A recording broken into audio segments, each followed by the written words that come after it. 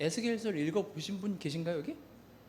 에스겔서 38장, 39장 읽어보라고 했는데 뭐 안 읽어보셔도 상관은 없습니다. 나중에 여러분들이 이제 성경을 읽으시다가 요한계시록이 좀 이해가 많이 안 간다라고 생각이 드시면 에스겔서 뒷부분을 많이 읽어보면 중첩되는 부분이 굉장히 많습니다. 또 하나 팁을 드리자면 제가 지난주에도 대충 설명은 드렸지만 우리가 신약을 썼던 사람들은 기본적으로 구약을 안다고 생각하면서 썼다고 제가 지난번에 말씀드렸잖아요.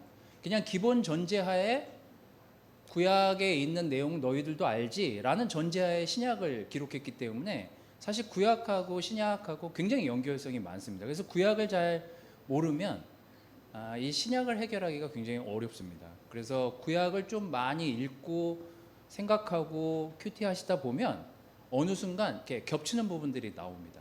진짜 오늘 여러분들하고 이제 요한계시록 마지막 내용을 보게 될 텐데요. 21장, 22장 내용이 두 개가 되게 많이 비슷한 내용입니다. 새 예루살렘에 대한 얘기예요. 근데 이게 에스겔서 40장에서 48장이 마지막 장이니까 48장에 나오는 내용을 축약한 내용입니다. 그러니까 이 요한이 이 마지막으로 이 요한계시록을 쓰면서 자기가 봤던 환상은 이미 예전에 우리의 선조들이 봤던 환상과 다를 바가 없다. 그러니 너희들이 이 그 에스겔이 봤던 환상을 지금 우리도 보고 있고 나도 그걸 보고 있다. 그러니 그 환상을 너희들이 잊지 말고 이 땅에서의 삶을 어떻게 살아야 되는지에 대한 생각들을 하면서 살기를 바래. 이게 이제 요한계시록에 대한 정리입니다. 그래서 여러분들이 40장, 48장을 읽어보면 굉장히 일맥상통하는 내용들이 이 21장, 22장에 나옵니다. 그래서 오늘 20장, 21장, 22장에 나오는데 그것들을 여러분들이 생각하시면서 좀 21장, 22장으로 부족하다고 생각하는 부분들은 여러분들이 에스겔서 40장에서 48장 내용을 보면 좀 정리를 할 수 있습니다. 근데 오늘은 이제 그 정리 차원에서의 말씀을 여러분들하고 좀 하려고 합니다. 잠깐 PPT를 지난주에 했던 거고요. 자, 요한계시록을 하다 보니까 정리할 것들을 여러분들한테 막 정리를 해주다 보니까 좀 자꾸 길어지는데 오늘은 최대한 하여튼 짧게 해보도록 하겠습니다. 오늘 제목은 여호와께서 거기 계신다예요. 거기 계신다. 거기는 어딜까? 요한계시록 21장 1절에서 7절 말씀을 좀 같이 보도록 하겠습니다. 자, 1절, 2절 제가 한번 읽어보도록 하겠습니다. 나는 새 하늘과 새 땅을 보았습니다. 이전의 하늘과 이전의 땅이 사라지고 바다도 없어졌습니다. 나는 또 거룩한 도성 새 예루살렘이 남편을 위하여 단장한 신부와 같이 차리고 하나님께로부터 하늘에서 내려오는 것을 보았습니다. NIV 성경에는 새 하늘 새 땅, New Heaven, New Earth 이렇게 되어 있습니다. 한자어로는 신천지죠. 네. 그래서 장명을 잘해야 된다 생각이 저는 많이 들었습니다. 이게 이름을 누가 먼저 쓰느냐에 따라서 되게 이렇게 중요한 포지션을 차지하는데 하여튼 그래서 이 얘기를 신천지에서 많이 하는지도 모르겠습니다. 이 요한계시록 가지고 저도 뭐 거기 강의를 몇 번 듣긴 했지만 했는데 하여튼 이 그 문제 있는 교회들의 문제가 뭐냐면 뭐가 자꾸 딱딱딱딱 맞아요. 디테일에. 그게 이상한 거예요. 그게 이상하다니까요. 이게 완벽할 수가 없습니다. 우리가 해석하는 모든 것들은 사실 성경을 보면서 해석하는 모든 것들은 완벽할 수가 없습니다. 특별히 하늘나라에 대해서는요. 그래서 저는 우리가 이렇게 어떤 사람들과 얘기할 때 좀 이상한데 라고 생각해 볼 만한 의심을 가져볼 만한 사람들의 얘기를 여러분들이 가만 들여다보면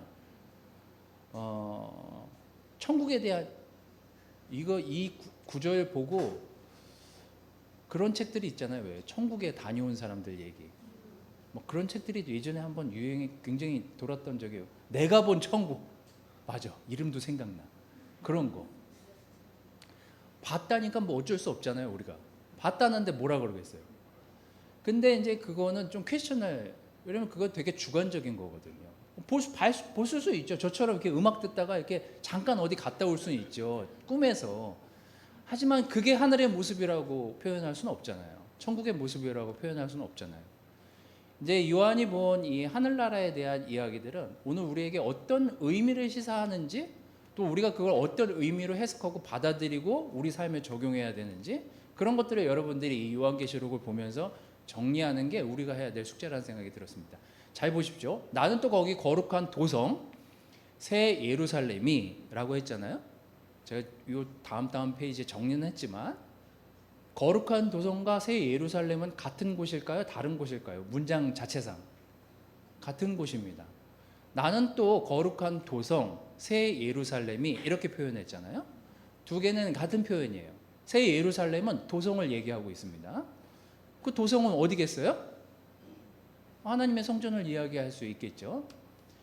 성전 같은 것이 내려오고 있는데, 근데 남편을 위하여 단장한 신부와 같았대요.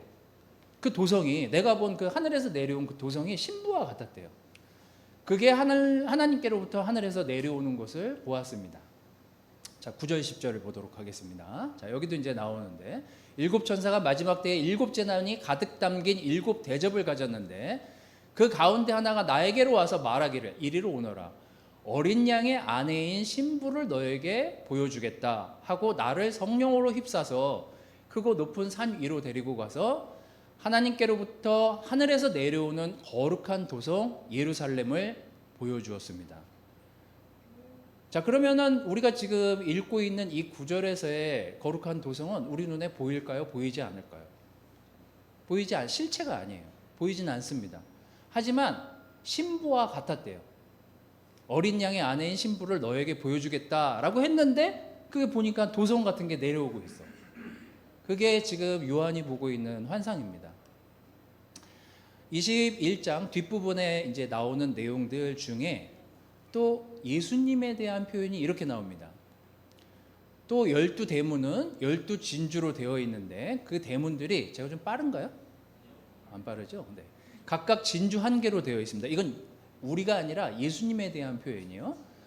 어린 양의 신부는, 우리가 항상 볼 때 어린 양의 신부는 누구예요? 우리잖아요. 우리, 여러분, 나. 12대문은 12진주로 되어 있는데, 이건 예수님에 대한 얘기예요. 그 대문들이 각각 진주 한 개로 되어 있습니다. 도시의 넓은 거리는 맑은 수정과 같은 순금이었습니다. 나는 그 안에서 성전을 볼 수 없었습니다. 그것은 전능하신 주 하나님과 어린 양이 그 도성의 성전이시기 때문이래요. 이제 이 문장을 보면 예수님도 뭘로 표현해요? 어린 양이 예수님이니까. 예수님을 뭘로 표현해요? 예수님 또한 성전으로 표시가 돼요. 그럼 이 어린 양의 신부인 우리도 성전이고, 어린 양이신 예수님도 요한계시록에서는 성전으로 보여요. 요한이 봤을 때는. 그럼 예수님도 성전, 우리도 성전. 그죠? 이제 거기까지 이제 이해가 되시는 거죠. 그래서 이제 제가 정리를 해놨습니다. 새 예루살렘 거룩한 산, 아까 그 같다 그랬죠? 어린 양의 신부, 마치 남편을 위해 단장한 신부 같다. 그 신부는 누구예요? 여러분과 저죠. 1절, 2절에 그 신부, 우리가 항상 바울이 쓴 거기에 그 성경에 나오거나 우리가 이렇게 성경 구절에 신부로 얘기하는 것들이 여러분과 저잖아요. 단장하고 신랑을 맞이하는. 자, 근데 진짜 보이는 성이 아니에요. 어린 양의 신부인 우리를 가르치고 있습니다. 9절에서 10절을 보면. 근데 아까 좀 전에 읽었던 21장 21절 22절에 보면 어린 양 예수님도 성전으로 비유합니다. 그래서 새 예루살렘 어린 양의 신부도 우리, 어린 양 성전으로 소개한 예수님도 성전. 그 둘이 같은 성전을, 교회를 만들어가는 거죠. 여기까지가 우리가 이걸 이해하면 신약에 어딜 이해할 수 있냐? 에베소서 2장 20절 22절을 우리가 이제 이해할 수 있습니다. 한번 같이 읽어보도록 하겠습니다. 자, 시작. 여러분은 사도들과 예언자들이 놓은 기초 위에 세워진 건물이며 그리스도 예수가 그 모퉁이 돌이 되십니다. 그리스도 안에서 건물 전체가 서로 연결되어서 주님 안에 살아서 성전이 됩니다. 그리스도 안에서 여러분도 함께 세워져서 하나님이 성령으로 거하실 처소가 됩니다. 우리가 뭐 20년, 25년, 30년, 40년까지 교회가 되진 않았을 테니까 여기서 제일 오래되신 분이 누구신지 모르겠습니다만 한 10번, 한 20번도 더 들었을 거예요. 교회라는 건물은 성전입니까? 성전이 아닙니까? 성전처럼 보이지만 본질은 아니죠. 성전은 누구예요? 우리 자신인 거예요. 이 땅에서 교회를 왔다 갔다 하면서 여길 나오긴 하지만 건물은 성전이 아닙니다. 누가 성전이에요? 우리. 근데 그걸 연결되어 있는 예수님도 그 모퉁이 돌을 비롯해서 코너스톤처럼 이렇게 연결돼 가지고 같이 교회로 있는 거예요. 예수님이랑 저희랑. 근데 어떻게 단절이 됐냐? 원래 하나님하고 아담하고도 원래 하나의 존재 아니었어요? 왜 단절이 됐습니까? 죄가 우리를 단절시키잖아요. 이 죄가 단절된 이후로 이 성전에 균열이 생기고 금이 가고 이 연결됨이 끊어짐으로 인해서 우리가 우리 스스로의 문제를 해결하지 못하는 상황으로 처해졌죠. 예전에 우리가 아담 시대에 하나님과 같이 살았더라면 그때는 우리가 하나님께 부탁하고 하나님이 얘기하시면 그걸 다 우리가 이룰 수 있는 존재였다면 아담 이후의 인간의 삶은 단절로부터 끊어진 상태가 됐기 때문에 성전의 일부가 그냥 무너졌습니다. 그래서 그게 제방이 무너진 것처럼 이제 하나님하고 같이 이 교회를 만들어 나가기 어려운 상태가 된 거죠. 그 단절된 상태가 지속되다가 하나님이 이거를 완성시키는 과정을 우리가 구약 시대에 봤다면 신약은 이 완성을 누가 해요? 예수님이 하는 거죠. 이제 그래서 이 성전에 대한 이해를 그 정도로 하시면 되겠습니다. 자, 우리가 어떤 작가가 쓴 작품들을 우리가 이렇게 그분이 쓴 작품들을 읽어보면 이분이 쓴 작품의 여러 가지 내용들을 보면 저는 그래요. 신학적인 자료들을 이렇게 제가 어떤 신학적인 성공을 이룬 분들의 작품을 이렇게 내용을 읽다 보면 결국 이 사람이 얘기하는 근본적인 얘기들은 같습니다. 그래서 그 사람이 얘기하려고 했던 거에 대한 것들을 좀 이해하게 되죠. 여러분들이 이 요한계시록 또 요한복음, 요한 1, 2, 3서를 읽다 보면 요한이 얘기하려고 하는 게 뭐였을까라는 것들을 이제 좀 풍성하게 좀 이해할 수 있습니다. 이게 뭐냐면 요한계시록을 썼던 요한이 요한복음에만 기록한 내용이 있어요. 그게 뭐냐면 가나의 혼인잔치입니다.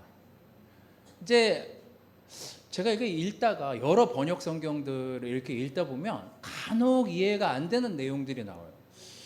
어떻게 이렇게 기록할 수가 있지? 어떻게 이런 내용이 여기 있을 수 있지? 이런 생각이 드는 내용들이 있습니다. 요한이 이 복음서에 기록한 내용 중에 사복음서에 기록한 내용 중에 유독 요한만이 기록한 첫 번째 기적이라고 하는 가나의 결혼잔치에 이 물로 포도주를 만드는 내용을 보시면 요한이 뭘 얘기하려고 했는지를 이제 이해하려고 할 수 있는 내용들을 우리가 조금 더 풍성하게 좀 볼 수 있습니다. 그 내용을 잠깐 보도록 하겠습니다. 요한복음 2장 3절에서 4절, 6절. 제 얼굴에 무슨 털이 묻었나 봐요. 왜 이렇게 간지러운 건 모르겠어요. 요한복음 2장 3절, 4절, 6절에 보면 제가 6절 이렇게 적어왔는데 잘 보도록 하겠습니다. 그런데 포도주가 떨어지니 예수님하고 제자들이 결혼잔치에 온 날이 언제냐면 그 요한복음 2장에 보면 3일째 되는 날 와요. 첫째, 둘째 날 오질 않습니다. 3일째 되는 날, 이것도 의미가 있잖아요. 3일째 되는 날 와요. 그리고 왔다고 하면서 엄마를 만나요. 엄마를 만나가지고 대화하는 장면입니다. 잘 보십시오. 근데 포도주가 떨어져요. 예수의 어머니가 예수께 말하기를 포도주가 떨어졌어 얘야 라고 말합니다. 예수께서 어머니에게 말씀하십니다. 참 무례하죠? 제가 여기서 느낀 거예요. 아니, 자식인데 엄마가 아, 포도주가 떨어졌어. 너 능력 있잖아. 만들어줘. 막 이랬거든요. 근데 예수님이 거기서 정색을 하면서 여자야. 이렇게 얘기한단 말이죠. 나 이제 이 부분이 좀 마음에 안 들었거든요. 예전에. 뭐야, 예수님. 버르장머리가 너무 없는 거 아니야? 이렇게 나는 이제 이해한 거죠. 여자요. 그것이 나와 당신에게 무슨 상관이 있습니까? 아직 내 때가 오지 않았습니다. 이건 이제 우리가 이해할 수 있잖아요. 예수님이 생각한 때랑 이 마리아가 생각한 때랑은 다를 수 있다. 이제 여기까지는 제가 이해는 했기 때문에 이건 이제 뭐 별반 문제가 없다고 생각했는데 하여튼 이 앞에 게 저한테 좀 문제였어요. 근데 예수님이 안 들어줄 것 같으면서 또 그 얘기를 들어준단 말이죠. 근데 이제 뭘로 그것을 포도주를 만드느냐가 이제 중요한데 유대 사람의 정결 예법을 따라 거기에는 돌로 만든 물 항아리 6이 놓여 있는데 그것은 물 2세 동아리들이 항아리였다. 그냥 일반 어떤 물로 포도주를 만든 게 아니에요. 그죠? 이제 여기에 이제 요한이 얘기하고자 하는 내용들이 다 들어가 있는 거죠. 뭐냐? 우리는 예수님을 간혹이에요. 간혹 이렇게 생각해요. 마치 예수님을 도깨비 방망이처럼 생각할 때가 있어요. 내가 이렇게 제가 그 어떤 그 요한계시록 한 2, 3주 전에 말씀드렸죠. 자꾸 이렇게 뭔가 행위한 거나 결과물에 대한 것들을 우리가 살면서 집착하다 보면 우린 이런 기도를 하게 됩니다. 하나님, 나를 여기에 붙여주시기만 하면, 제가 이제 여기까지 올라가게만 하면, 제게 이것을 주시면, 이런 기도를 좀 하는 경우들이 있거든요, 종종. 제가 여기서 벗어날 수만 있게 해주신다면, 우린 이런 기도를 해요. 근데 이제 마리아가 봤던 예수님은 여자이면서 인간이었기 때문에 그냥 현상에 일어나는 일들을 고쳐주기를 바라세요. 이 마리아랑 우리랑 하는 행동이나 말하는 거나 되게 비슷합니다. 예수님이 이 땅에 오신 이유를 우리는 알잖아요. 하도 성경 말씀 많이 읽고 들었으니까. 그런데 마리아는 지금 당장 이 기쁨이 멈췄으니, 잔치가 멈췄으니, 이게 떨어져서 이 잔치를 진행할 수가 없으니 더 이상 빨리 포도주를 만들어줘 라는 거에 집착을 하는 거죠. 근데 예수님은 뭐예요? 내가 그냥 먹고 사는 문제를 해결하기 위해서 이 땅에 온 게 아닙니다. 저는 예수님이 그걸 위해서 여기 오신 게 아니잖아요. 우리는 간혹 예수님한테 기도하거나 예수님한테 기대하는 것 중에 하나는 내 삶이 좀 불편하고 내 삶이 좀 지금 불안하고 내 삶이 좀 안정됐으면 좋겠지만 안 됐으니 이렇게 해주시면 제가 하나님께 감사하겠습니다. 이렇게 해주시면 제가 더 하나님께 경배할 수 있겠습니다. 이런 기도를 많이 하는 거죠. 이 포도주는, 요한이 봤을 때 이 포도주는 사실 기쁨에 대한 비유예요. 막 잔치가 벌어져, 이 유대인들이 결혼식 한 일주일 하거든요. 결혼식 여러분들이 뭐 유튜브 이런 거 찾아보면 아시겠지만 일주일을 해요. 3일째 되는 날 한참 이 결혼식이 무르익었을 시점에 기쁨이 멈춘 이유는 그 잔치에 있었어야 될 포도주로 사람들이 기쁘고 즐겁게 지내야 되는데 그게 떨어져가지고 멈췄어요. 마리아의 입장에선 이 기쁨을 유지하고 싶었어요. 그러다 보니 이걸 유지시킬 수 있을 방법은 포도주가 더 있어야 돼. 우리랑 같은 마음인 거예요.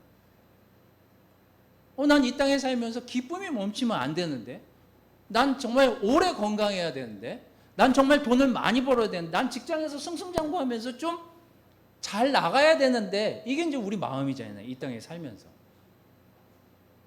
예수님의 목적은 여자요. 오피셜하게 대답을 해주시는 거죠. 내가 이 땅에 온 이유는 당신이 얘기하는 그 어떤 필요들을 채워주기 위해서 이 땅에 온 게 아닙니다. 저는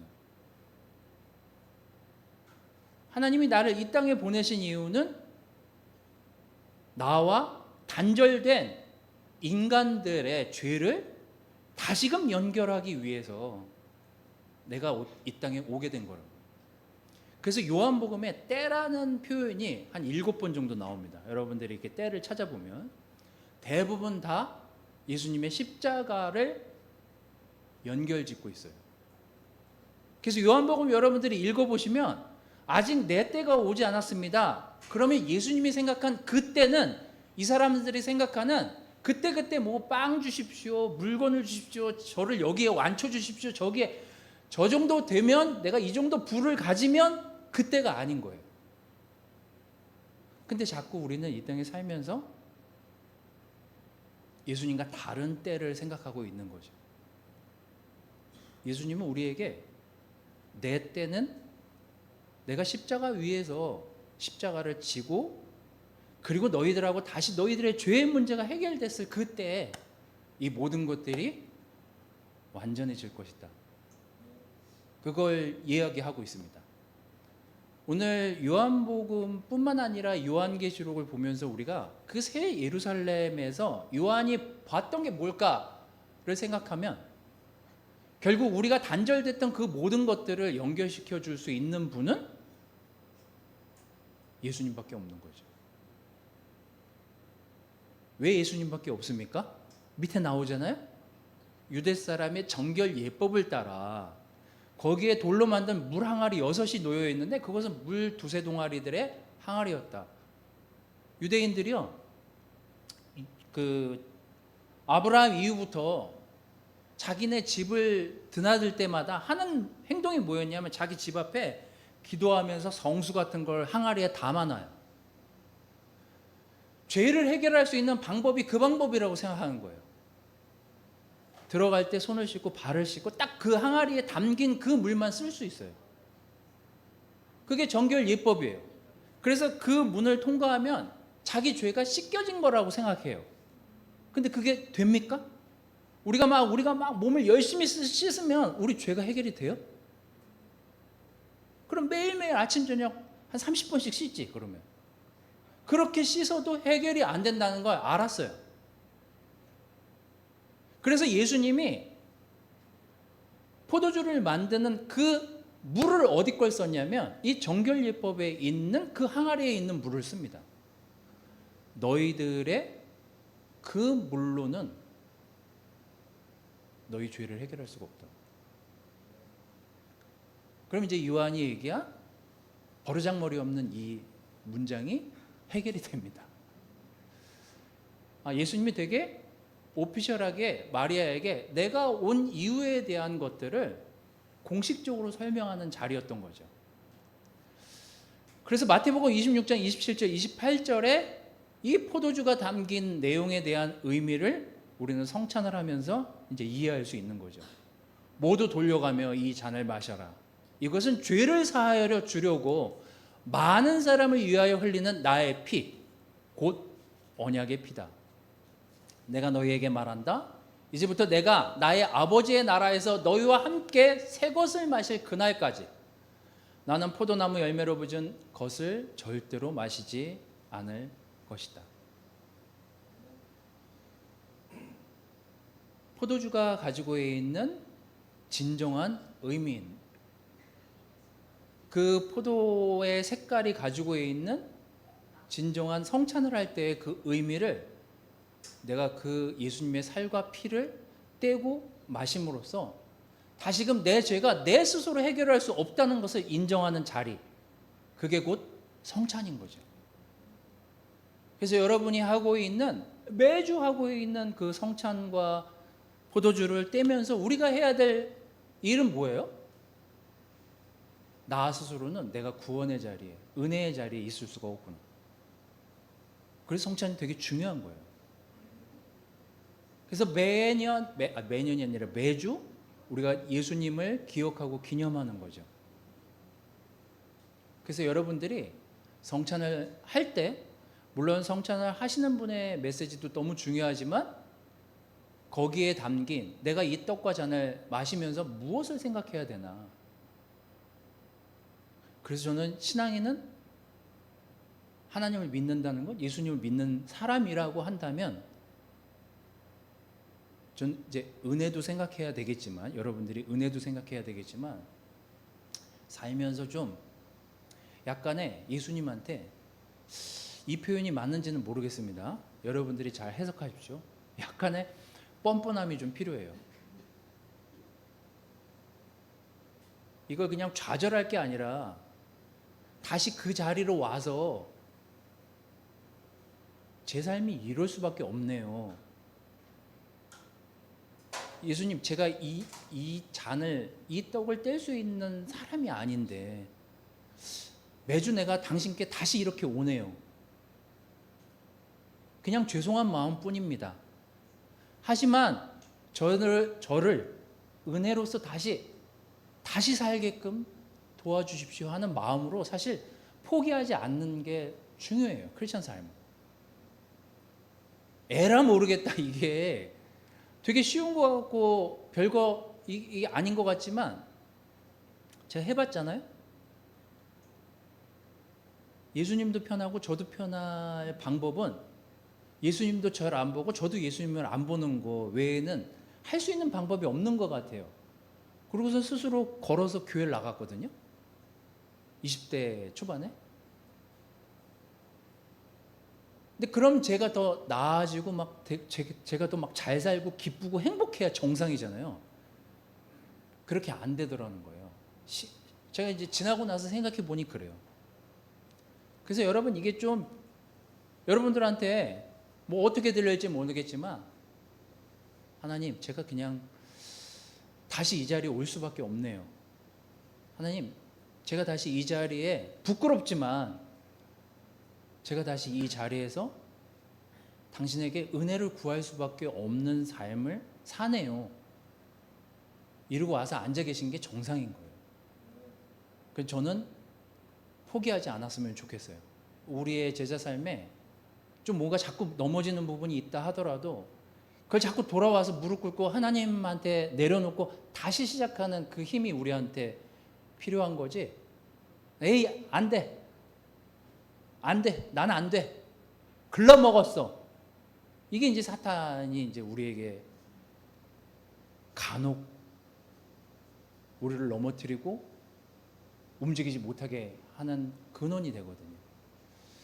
그래서 여러분들이 매주 성찬을 하시면서 그런 것들을 기억하시면서 이 자리에 앉아 계시면 좋을 것 같아요. 이 21장, 22장에 나오는 두 번째는요, 모든 것을 새롭게 하신다라는 의미예요. 빨리빨리 넘어가도록 하겠습니다. 제가 이제 장례식장에 갈 때마다 간혹 읽는 성경 구절입니다.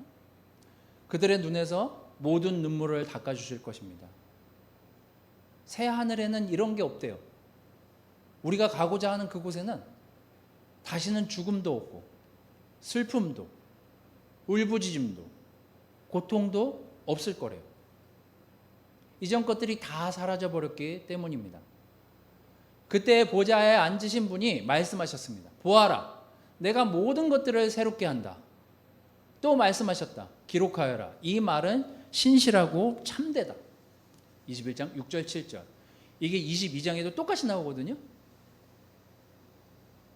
같이 한번 읽어보도록 하겠습니다. 자, 시작. 또 나에게 말씀하셨다. 다 이루었다. 나는 알파며 오메가 곧 처음이며 마지막이다. 목마른 사람에게는 내가 생명수 샘물을 거저 마시게 하겠다. 이기는 사람은 이것들을 상속받을 것이다. 나는 그의 하나님이 되고 그는 내 자녀가 될 것이다. 제가 첫 시간에 말씀드렸죠. 다 이루었다라는 표현이 이제 정리되는 21장, 22장에 나옵니다. 내가 너를 내 피값으로 사고 사인을 했기 때문에 이제 더 이상 너가 걱정할 필요가 없다.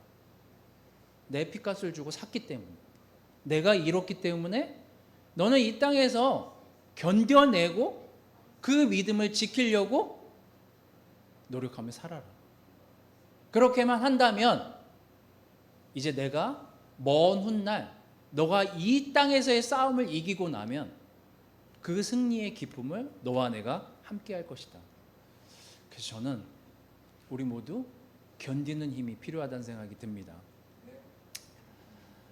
이 모든 계시를 증언하시는 분이 이렇게 말씀하셨습니다. 그렇다. 내가 곧 가겠다. 아멘. 우리가 이런 마음입니까? 그렇다. 내가 곧 가겠다. 그럼 우린 뭐예요? 아멘. 오지 마십시오. 지금 오지 마십시오.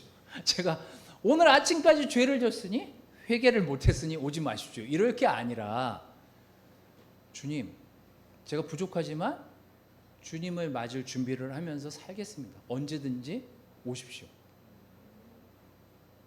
요한은 우리가 이 땅에서 살면서 이런 삶의 태도를 갖고 이 땅에서의 삶을 살아가기를 바라는 거죠. 주 예수의 은혜가 모든 사람에게 있기를 빕니다.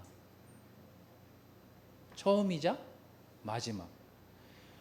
처음에 하나님이 우리를 만드시고 이 땅에 살게 하셨을 때는 우리가 좀 완성된 삶을 살기를 바라셨지만 아직 완성이 안 됐잖아요. 알파와 오메가는 뭐예요? 처음과 끝이잖아요. 처음 시작은 좋았지만 우리가 살면서 때라는 것이 묻고 죄라는 것에 대해서 굴복하고 넘어지게 됐을 때 우리가 거기서 굴복할 것이 아니라 다시 일어서서 오메가 하나님이 완성시켜 줄 것이라는 그 믿음으로 오늘의 이 땅의 삶을 사는 게 우리의 태도가 되어야 된다는 것. 이게 요한계시록이 우리에게 전달하려고 하는 아주 중요한 메시지입니다. 자, 마지막 내용을 보면서 정리하도록 하겠습니다. 이렇게 그 둘레가 18,000자이다. 이 성읍의 이름이 이제부터는 여호와 샴마라고 불릴 것이다. 이게 에스겔에서 마지막에 나오는 내용이거든요. 어렸을 때 교회를 다니신 분들은 그래서 이 노래가 중요해요. 주님 내게 승리 주시니, 그런 노래 알아요, 여러분? 혹시? 여호와 니시 뭐 이런 거 있어요. 여호와 라파 뭐 이런 거 있어요. 근데 그런 복음성가를 외워야 돼요. 잘 모르잖아요. 이게 세번역 성경을 가지고 읽으시는 분들은 이 세번역 성경에 가끔 원어를 막 기록하는 게 있는데 세번역 성경은 이게 좀 수정이 필요합니다. 이 부분이 세번역 성경에는 샤마라고 나와요. 그게 이제 다른 뜻인데 그건 듣다 순종하다. 그 신명기에 나오는 여호와 쉐마, 그죠? 그거랑 같은 뜻이에요. 그 샤마는 듣다 순종하다. 여호와 이스라엘아 들으라. 신명기 나오잖아요. 6장 4절에 그 내용이 아니에요.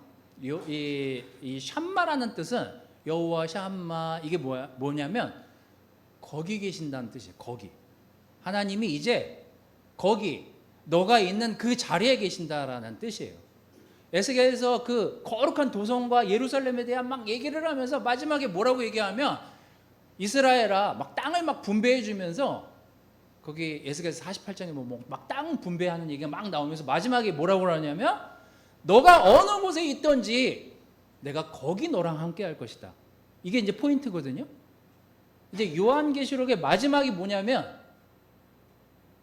내가 거기 너랑 함께 할 것이다. 내가 다 이루었고 너가 있는 그 자리에 내가 이제 함께 할 것이다. 그거예요. 그래서 세번역 성경 말고 현대인의 성경도 성전 안에 거할 것이다. 뭐 이렇게 되어 있는데 개역 성경 공동번역 거기에는 원래 원전에는 샴마라고 나와요. 내가 거기 이제 너와 함께 할 것이다.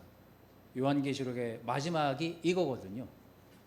이제 네가 현장의 삶에 돌아가서 거기에 있을 텐데 거룩한 도성, 내가 같이 너희와 함께 지어져가는 그 도성에는 내가 거기 너가 어떤 자리에 있든지 내가 거기에서 함께 할 것이다. 이게 이제 요한계시록에 정리되는 부분입니다. 그래서 여러분 저는 일주일 동안 제가 만나는 사람은 한정돼 있는데 제가 만나고 그분도 저를 만나서 항상 물어보는 거 요즘 어떻게 지내? 항상 오랜만에 만나면 이렇게 물어보잖아요. 어떻게 지냈어? 요즘 어떻게 지내? 요즘 무슨 생각해? 무슨 고민해? 이렇게 만나서 인사하잖아요. 여러분, 저는 그 사람의 하루가 어땠던지 간에 그 일상에 우리가 예수님을 기억하면서 사는 하루가 되게 중요한 하루라는 사실을 잊지 마십시오. 우리가 실수할 수도 있고 실패라고 느껴질 수도 있고 넘어졌다라고 느끼는 그 순간들이 있습니다. 하지만 그 순간에도 거기 함께 하세요. 누가? 그래서 우리에게 누가 있어요? 성령님이 계시잖아요. 예수님이 하늘로 올라가시면서 우리한테 얘기하신 거 아니에요? 내가 너와 함께 하겠다. 무엇으로? 성령님이 함께 하시는 거죠. 그래서 여러분 좀 넘어지고 엎어지고 좀 다치고 좀 내가 좀 마음이 어떤 부분 무너지고 거기서 접을 게 아니에요. 결국 우리는 우리의 죄를 우리 스스로 해결할 수 있는 방법이 없습니다. 요한계시록이 알려주고자 하는 것은 결국 우리를 새롭게 하고 다시금 하나님께 나아오게 할 수 있는 방법은 예수님과 연결되려고 하는 우리의 태도밖에 할 수 있는 것이 없다. 그래서 여러분이 저는 삶의 현장으로 매번 이렇게 끝나고 돌아가면 전 여러분들이 어떻게 사는지 모릅니다. 여러분도 제가 어떻게 사는지 모르잖아요. 하지만 우리가 해야 될 삶의 태도는 포기하지 않고 하나님께 뚜벅뚜벅 다시금 일어서서 걸어올 수 있는 용기. 그것만이 여러분과 제가 해야 될 이 요한계시록을 보면서 우리가 가져야 될 신앙인의 삶의 태도라는 거죠. 자, 요한계시록이 지금 제가 5월 달부터 7월 말이니까 마지막까지 했습니다만 부족한 부분들이 있을런지는 모르겠지만 요한계시록을 우리가 어떤 눈으로 바라보고 우리가 어떤 삶의 태도를 가져야 되는지에 대한 이야기들을 여러분들이 했는데 필요할 때마다 여러분들이 요한계시록과 말씀을 좀 병행해서 읽으시면서 에스겔하고 여러분들의 삶을 좀 비교해 보시면 좀 삶에 여러분들의 신앙을 좀 채워 넣는데 도움이 됐을 거라는 생각이 듭니다. 요한계시록이 좀 어렵더라도 읽고 생각하고 다시 여러분 삶에 적용해 보시기를 바라면서 말씀을 마치도록 하겠습니다.